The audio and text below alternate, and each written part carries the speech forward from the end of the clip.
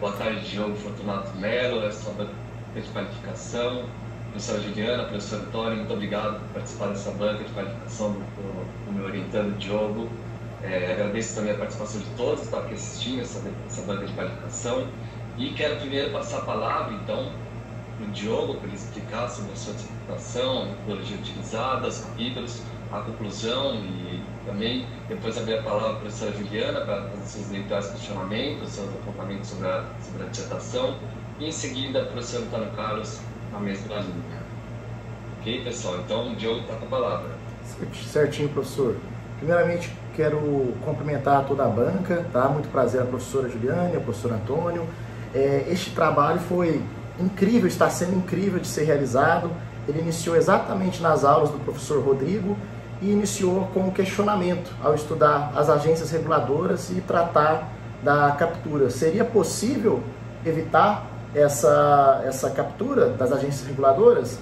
Então, o meu trabalho, inicialmente, ali, partindo da introdução, ele vai abordar esse tema utilizando a técnica a metodologia analítica e a dialética, que é a comparação já dos diferentes campos da ciência dentro do direito e também dentro de um pouquinho da medicina, da psicologia e da economia, que a gente vai estar vendo lá no capítulo 3, que vários e vários autores já estudaram durante anos e anos para tentar chegar a uma solução.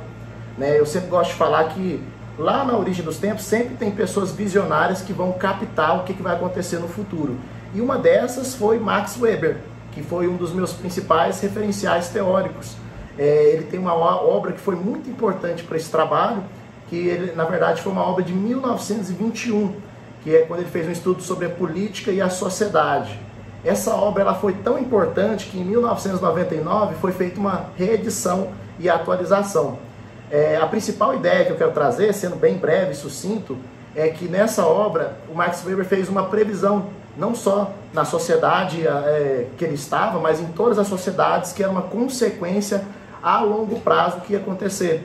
Quando se faz um estudo ali da economia, da política, da democracia em si própria, ele previu que os institutos, as instituições jurídicas que serviriam para aproximar a sociedade da política e da economia, elas seriam mal utilizadas, E é exatamente isso que está acontecendo já há mais de 6 décadas no que se refere às agências reguladoras.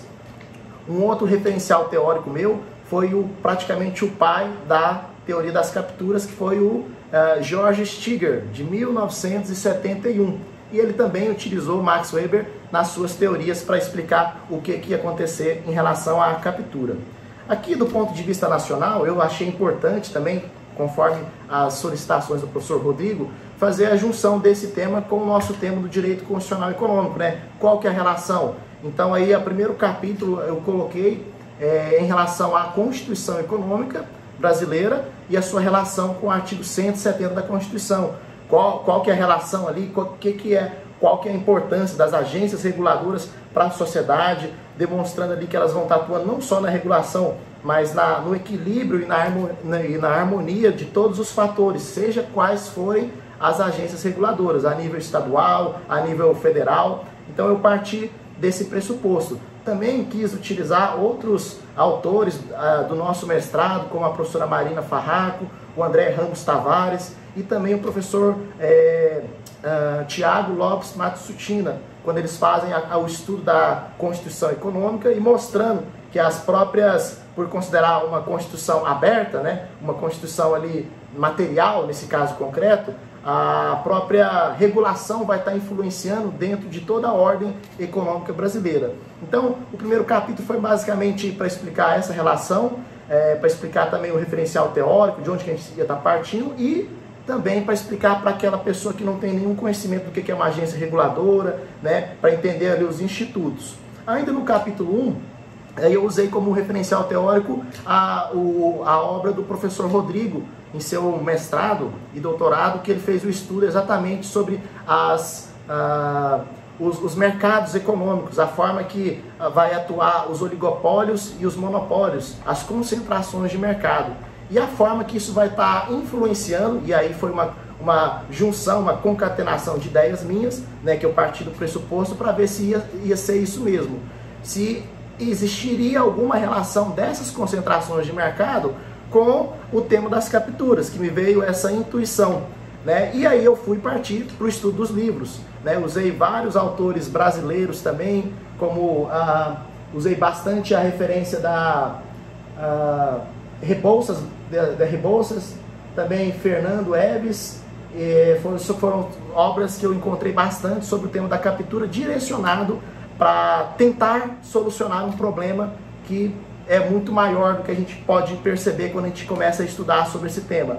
E aqui eu também faço um agradecimento especial a um amigo meu que está aqui, Amélio, que ele me trouxe mais uma informação que não está nesse trabalho que os senhores ainda leram, mas eu vou estar atualizando, que agora em 2024 a gente teve o Prêmio Nobel relacionado à economia, onde teve alguns autores que ganharam, chamaram Daron, Simon e James. Eles fizeram um estudo a respeito da qual que seria a principal deficiência que poderia acontecer nas instituições, que com base em instituições que foram crescidas ali de uma forma fraca, isso vai trazer consequências no futuro da sociedade.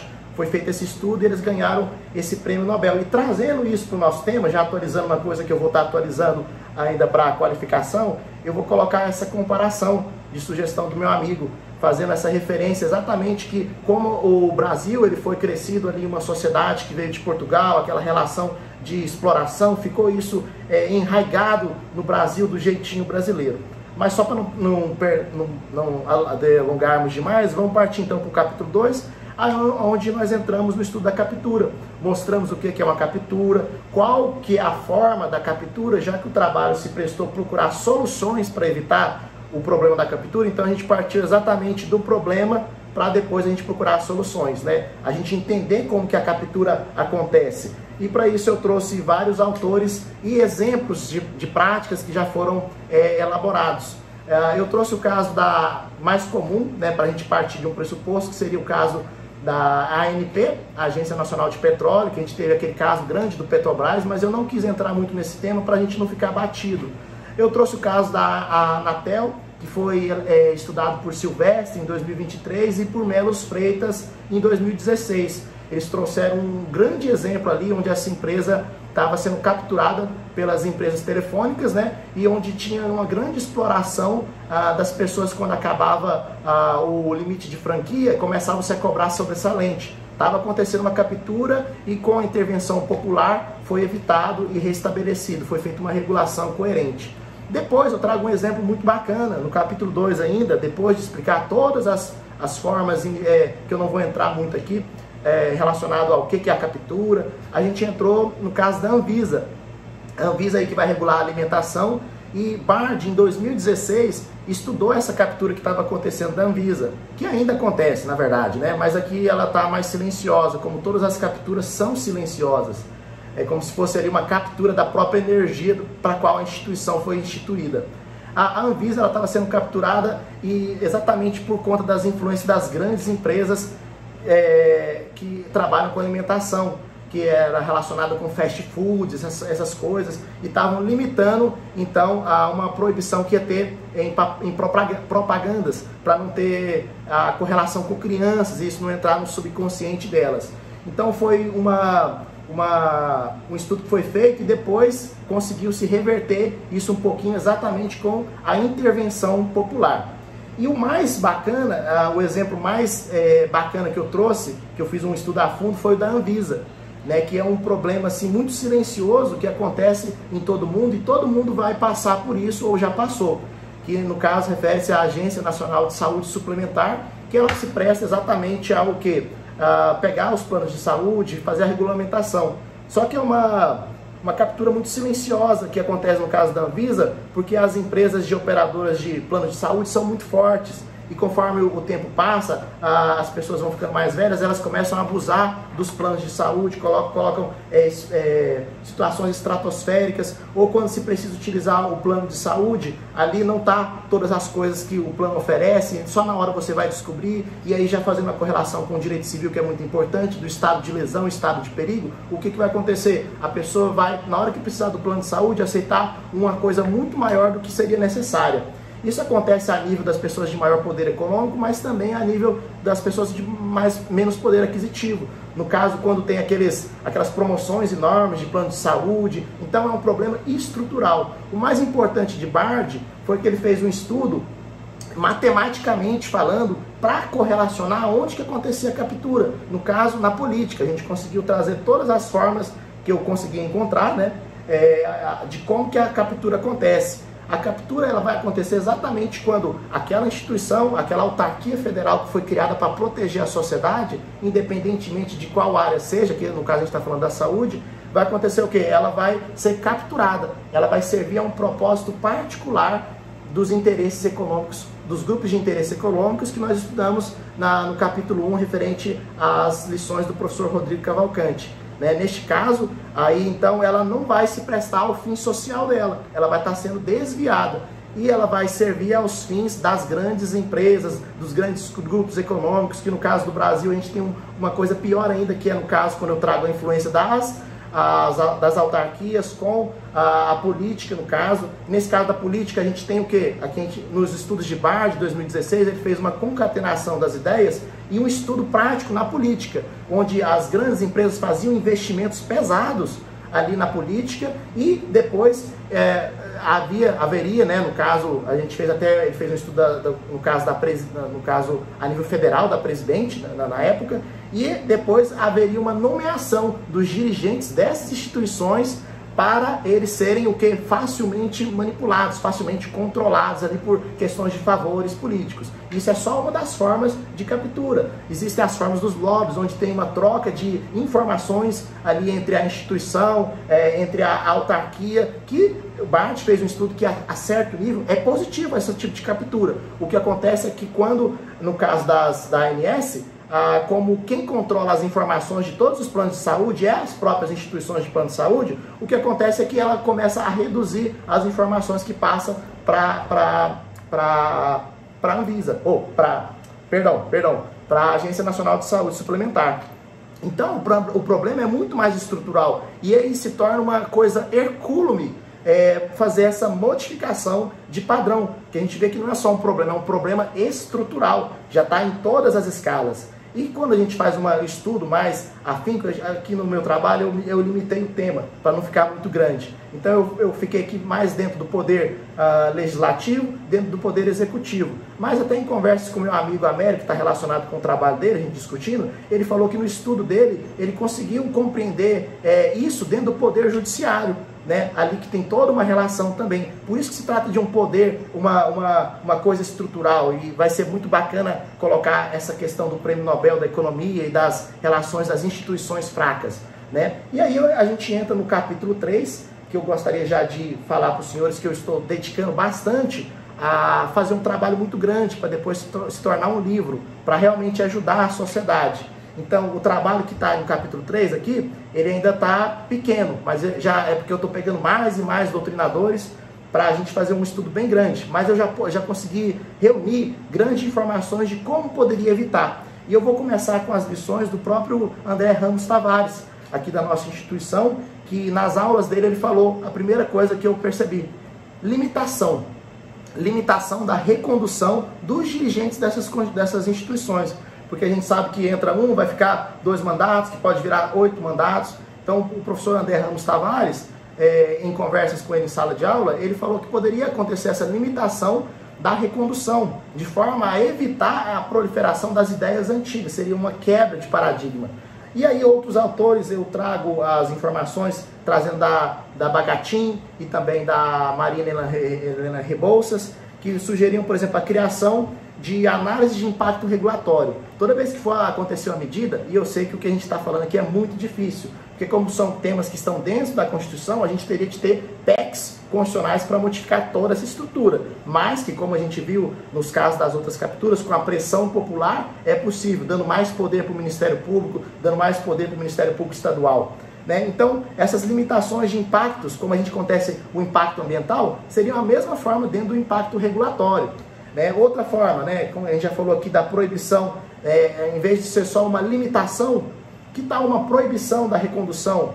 e a forma que os dirigentes estão sendo colocados é apenas por nomeação. E a nomeação ela vai gerar, que vai ser gerado, vai ser nomeado os dirigentes que eles não têm a capacidade técnica necessária. E como eles não vão ter a capacidade técnica necessária, vai ser muito mais fácil capturar esses agentes, como a gente demonstrou no capítulo 2 também. É muito mais fácil capturar as agências quando elas não têm um bom dirigente para seguir esse ensinamento, né? E outras, a gente tem também a proibição, né? Uma sugestão que me veio também, não encontrei nenhum doutrinador, mas assim, é exatamente por isso que eu quis estudar os problemas, né? Como a gente viu que um problema é as doações, proibição de doação na época de campanha dessas grandes empresas para as campanhas políticas, que são pesadíssimas, como estão comprovadas ali no capítulo 2, né?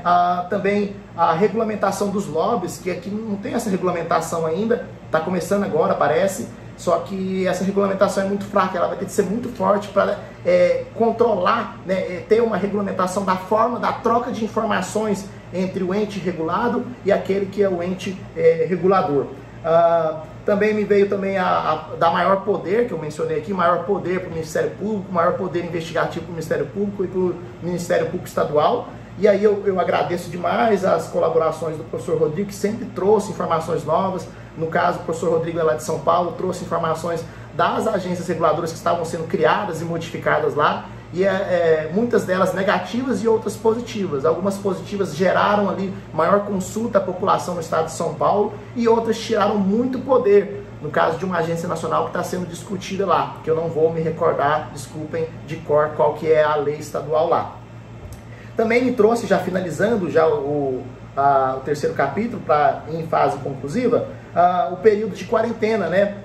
Igual a gente tem ali em algumas instituições, um período que a pessoa não pode se reeleger novamente, um período de quarentena para ela ser reconduzida. E além da recondução, digo mais, procurar novas formas de além da nomeação. Por exemplo, a gente tem hoje em dia os contratos temporários. Seria excelente a gente ter um concurso público assim, digamos assim, não teria estabilidade. Então, uma contratação com base em estudos, onde a pessoa ficaria como dirigente. E, é claro, como ela teria um pouco tempo de atuação, aí é claro que haveria uma grande remuneração para o trabalho, que poderia compensar o fato de não ter estabilidade. Isso me veio, na verdade, até com um pouquinho agora aqui, que eu vou anotar agora para eu não esquecer também, né? E, por fim, uma maior, como a gente viu que no caso das capturas todas que foram feitas ali, no caso da Anvisa, a gente pode falar também que uma maior participação da população, tá? A população pressionando ali, exatamente para evitar aquelas considerações do Max Weber, né, que falou que quando houvesse um distanciamento da sociedade entre as instituições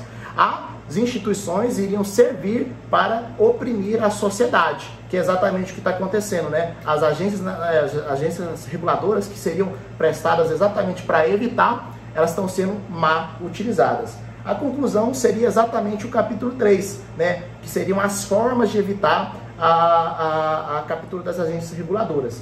Peço desculpa também que eu vi aqui agora o horário, eu me alonguei um pouquinho, tentei ser sucinto o máximo possível, é porque o tema é de grande entusiasmo para mim e por isso que eu quero ainda me dedicar mais ao capítulo 3. Obrigado.